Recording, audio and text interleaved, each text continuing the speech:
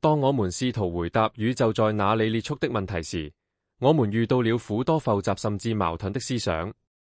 所有試圖想象這個問題的嘗試都受到我們對空間、時間和宇宙本質的理解的限制。在我們的思庸中，我們常常將宇宙想象成某種有明確邊界的東西，就像一個行星或某個有限的物體。然而，愛因斯坦的相對論和宇宙學等科學理論表明，宇宙可能沒有像我們通常理解的那樣具體的邊界。這意味着什麼？為了弄清楚這一點，我們需要回到一些基本的概念，如空間、時間和宇宙的膨脹。但在深入這些主題之前，提出幾個根本性的問題是非常重要的。宇宙有物理邊界嗎？我們能否真正想象空間的中裂？當我們越宇宙在膨脹時，我們究竟在越什麼？每一個問題都需要深入思考，並理解科學理論和哲學概念。這些問題將在接下來的部分中討論。現代宇宙學的理解依賴於大爆炸理論。根據這個理論，宇宙大約在138億年前開始存在，起源於一個可以稱為奇點的狀態。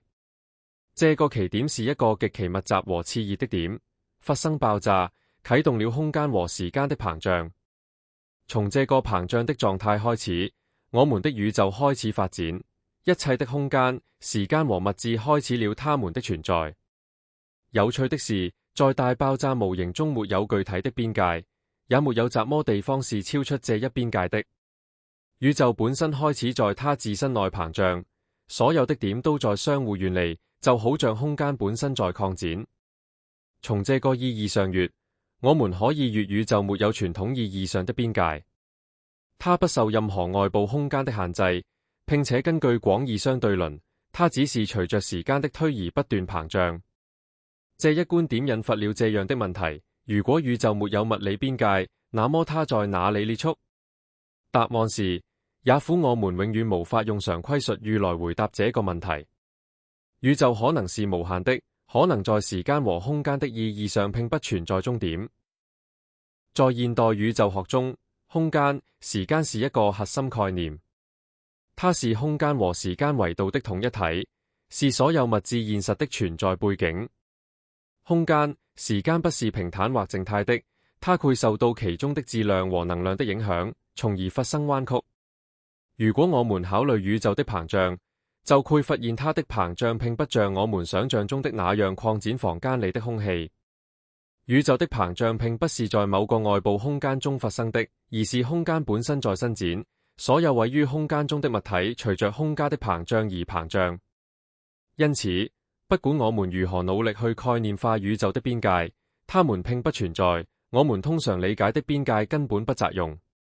宇宙的彎曲是另一個有趣的思想。在愛因斯坦的理論中，空間、時間可以被彎曲，這種彎曲會影響物體的運動。彎曲或空間的幾何形態會影響光的傳播、星星和行星的運動，甚至時間的流逝。宇宙學家使用正彎曲模型，宇宙是封閉的；零彎曲模型，宇宙是平坦的；和負彎曲模型，宇宙是開放的。這些模型也影響我們對宇宙是否有邊界的看法。現代宇宙學研究中最令人興奮的一個方面是多重宇宙假説。根據這一假説，我們的宇宙只是一個更大宇宙背景中的多個氣泡之一。多重宇宙假説假定存在許多宇宙，每一個宇宙都可能有自己的物理定律、空間和時間參數。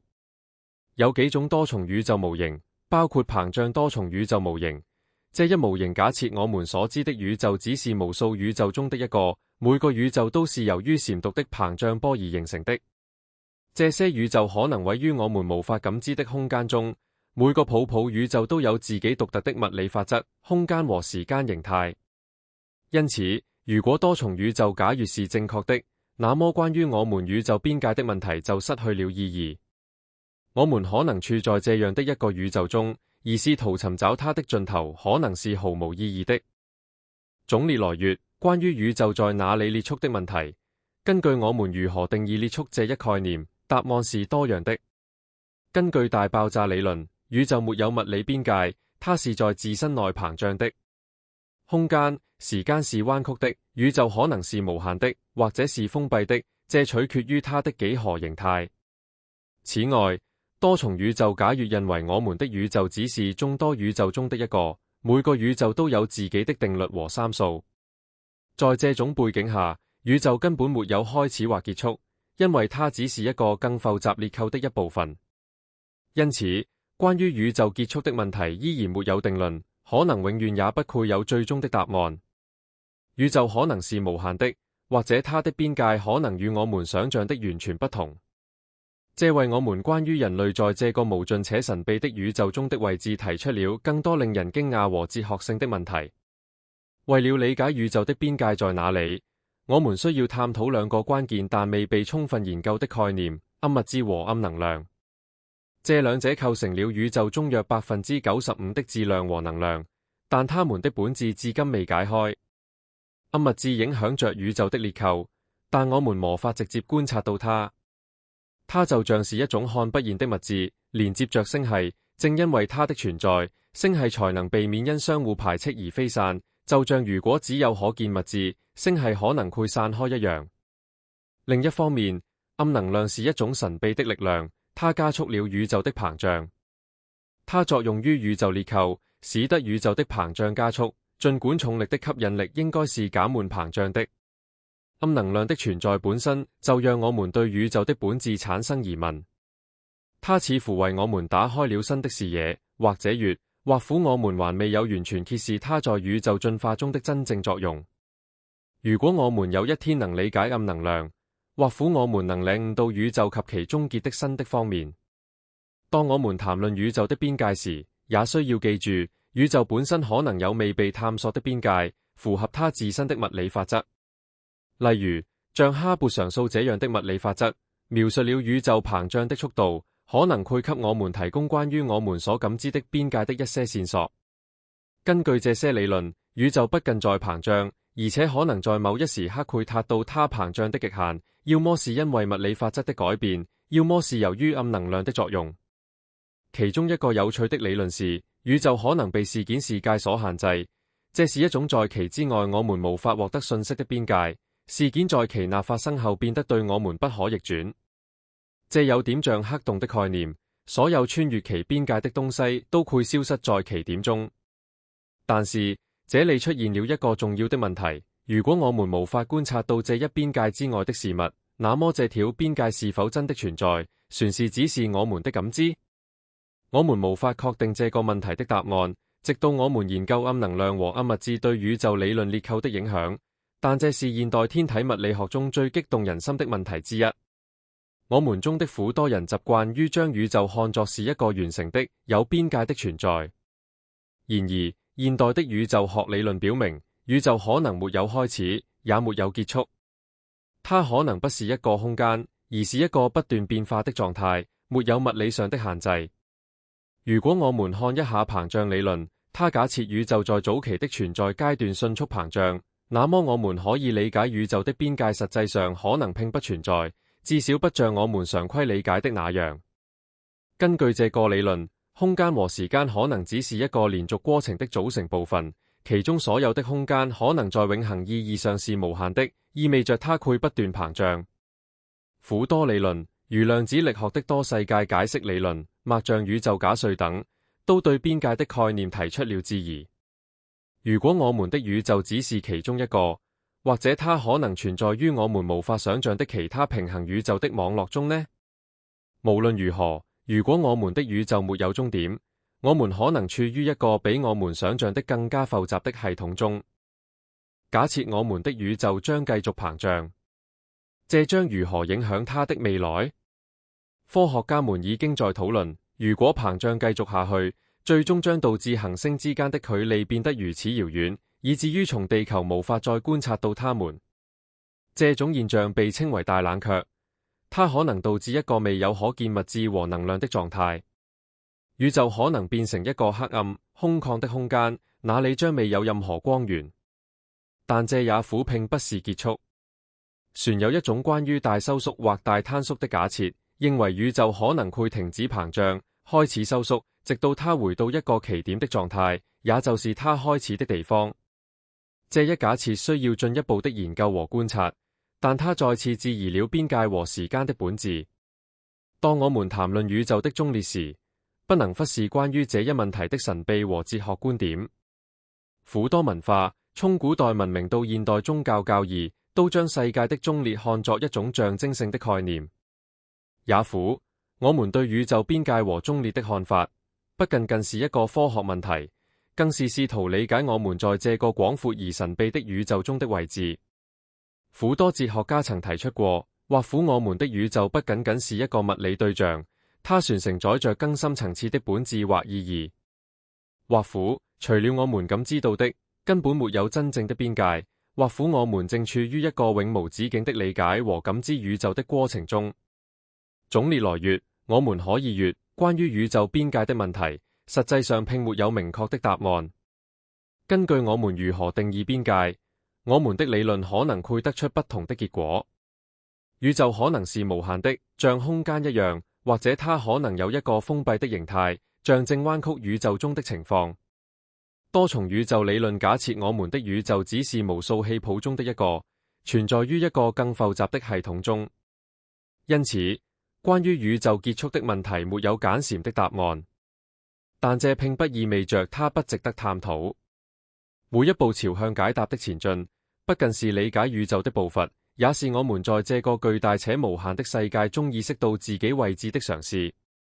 為了理解開放宇宙的理論，我們需要了解擴張的概念。與會在某一時刻收縮為大坍縮的封閉宇宙不同，開放宇宙將無限擴展。自大爆炸開始的這次擴張仍在繼續，並且每年擴張的速度都在增加。在宇宙學領域，最重要的發現之一是這一擴張正在加速，而這一加速正是由暗能量引起的一種假設中的力量，它與引力相對抗。根據預測，暗能量將在宇宙的未來中發揮重要作用，因為它的影響可能導致星系和行星相互遠離，將宇宙轉變為一個黑暗和空曠的空間。這一前景被稱為巨大冷卻，屆時行星將停止形成，現有的行星將熄滅。在考慮開放宇宙的未來時，重要的是要注意到，空間和時間可能是無限的。實際上，這意味着宇宙可能會繼續擴展而沒有可言的終點，這一過程將持續數十億年。然而，儘管如此，它真的能永遠存在嗎？目前，這仍然是科學上的猜測，因為我們不知道暗能量的存在程度，以及它將如何影響宇宙的未來。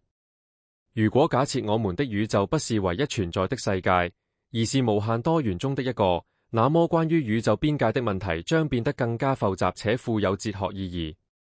多重宇宙理論提出了存在其他平行宇宙的想法，認為每個宇宙可能有自己的物理法則和邊界。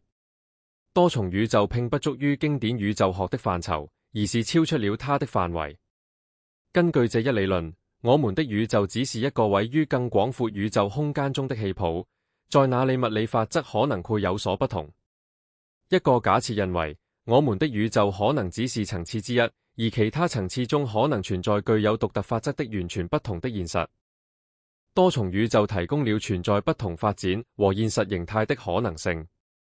例如，我們的宇宙可能僅僅是不同初始條件下大爆炸後產生的多個版本之一。這一假設假定存在無限多的宇宙，每個宇宙都有其獨特的屬性和法則。在這種情況下，每個宇宙的邊界將不是由空間的結束嚟定義，而是由它所遵循的物理法則決定的。也苦，在其他宇宙中，引力的法則會有所不同，時間和空間也具有完全獨特的形式。封閉宇宙的理論假設宇宙具有有限的形態，與開放宇宙不同，封閉宇宙將擁有一個邊界或界限，空間在那之後將重新開始，就像環形或球形一樣。封閉宇宙理論認為，這個宇宙中發生的一切將會重複，最終所有物體都會回到最初的點。苦多宇宙學家認為，這種模型可能描述了一種周期性的宇宙。根據這一假設，宇宙不僅僅在一個時間框架中存在，而且在無限的周期中不斷更新，經歷擴張和收縮的階段。在大爆炸之後，它將經歷一個收縮的過程，被稱為大坍縮，之後將開始新的擴張階段。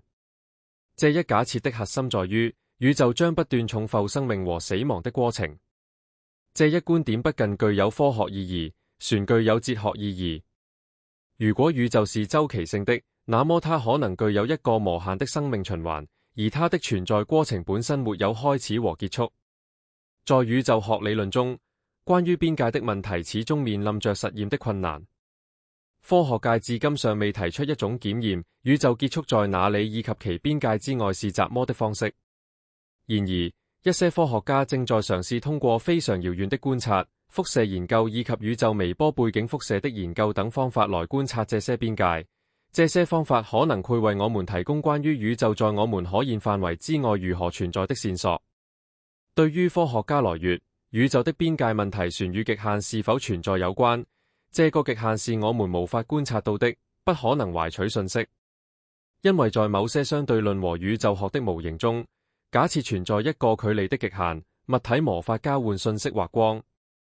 這個限制是由於空間的擴展和光速的限制所造成的。關於宇宙的邊界的問題，不僅是一個科學問題，也是一個哲學問題。我們在尋找宇宙的邊界，試圖理解它的極限。但可能邊界這一概念本身在宇宙的背景下並不擇用，這可能只是基於我們經驗的局限性所產生的人類感知。宇宙不僅可能是無限的，它可能是多雍的、多層次的，其中的邊界並不像我們通常理解的那樣存在。也許宇宙並沒有明確的終點，即使是那些談論它可能列速的理論，也未必考慮到宇宙結構的複雜性。提出宇宙邊界的問題時，我們可能忘記了，它的真相遠遠超出了我們常規的理解。宇宙可能並非為了被界定，而是為了促使人類不斷探索和解開它那些無法想象的奧秘。宇宙到底在哪裡列速？或許，這個問題的答案並不如我們想象的那樣重要。重要的是我們在理解和揭示宇宙的偉大如無限的過程中所走的道路。